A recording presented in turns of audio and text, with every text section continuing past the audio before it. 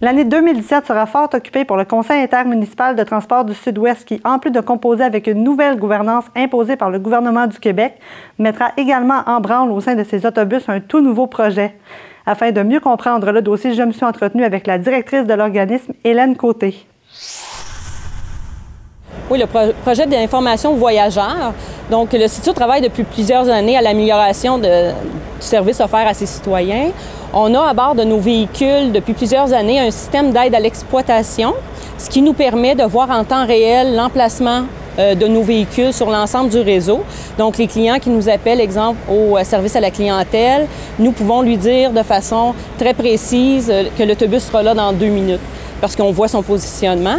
Donc, on est rendu à une deuxième phase qui est vraiment de donner de l'information aux voyageurs en temps réel. Donc, il va y avoir, exemple, à bord des autobus, on va avoir un écran qui va permettre aux gens de voir les prochains arrêts de débarquement, le temps prévu d'arrivée à destination et différentes informations qui peut être, exemple, un détour qu'on annonce. Donc, cet écran-là va nous permettre de faire ça.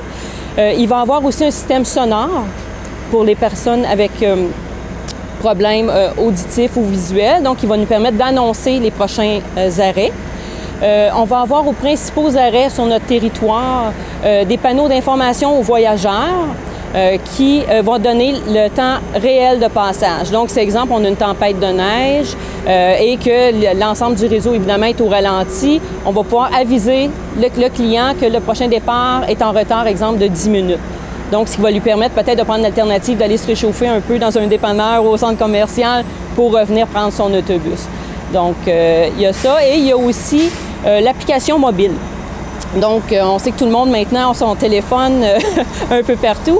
Donc, le client, en s'approchant de son arrêt ou en demandant sur son téléphone, va pouvoir voir les heures réelles de passage. Donc, prochain passage circuit 21 dans 2 minutes. Donc, ce qui va permettre vraiment aux gens de suivre notre réseau et d'améliorer la qualité du service. C'est un projet de 2,4 millions environ. Donc, on a une subvention du ministère de 85 %, ce qui implique une contribution municipale pour les 4 municipalités d'environ 360 000 $ pour l'ensemble du projet. Donc, ce qui est, je pense, assez acceptable. Donc, je pense que ça ne coûte pas tellement cher aux municipalités pour avoir une augmentation là, de la qualité de service offert aux citoyens. De façon graduelle, on va voir les afficheurs à bord des autobus et tout ça. Donc, il va y avoir la première étape d'installation. Donc, nous, il va falloir avoir une période de rodage pour s'assurer que le système est bien fonctionnel. Au début, on va probablement aller avec du temps planifié, donc ce qui est prévu à l'horaire pour s'assurer du fonctionnement. Et par la suite, on va pouvoir déployer, on l'espère, pour l'automne 2017. C'est sûr qu'à chaque année, on revoit, on se donne des objectifs. En 2016, on a implanté le projet Vélobus sur l'ensemble de la flotte du CITSO. Donc, les gens de Salaberry de Valleyfield peuvent aller à Montréal avec leur vélo en avant de l'autobus, peu importe, Léry, Beauharnois, Châteauguay. Donc, ce qui est, je pense, très apprécié aussi des clients. Donc, ça, on a mis ça en place en 2016. Nouveau circuit local à Beauharnois. Et on regarde toujours au point de vue pour améliorer, dans le fond, les services qu'on offre de façon continue.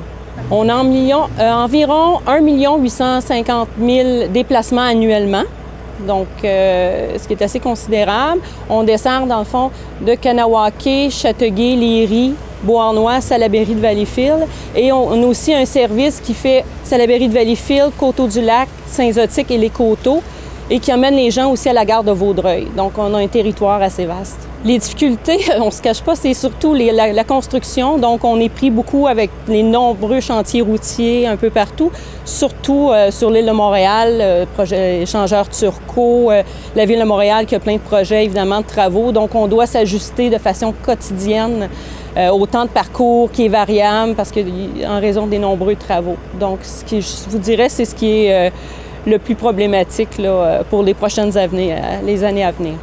Mais c'est vraiment d'améliorer la qualité du service. On sait que lors de perturbations, c'est là que les gens ont besoin d'avoir, exemple, tel circuit a un retard, donc ils vont prendre l'alternative d'en prendre un autre qui passe au même arrêt, parce qu'on a souvent plusieurs circuits à un même arrêt. Donc, ça donne plus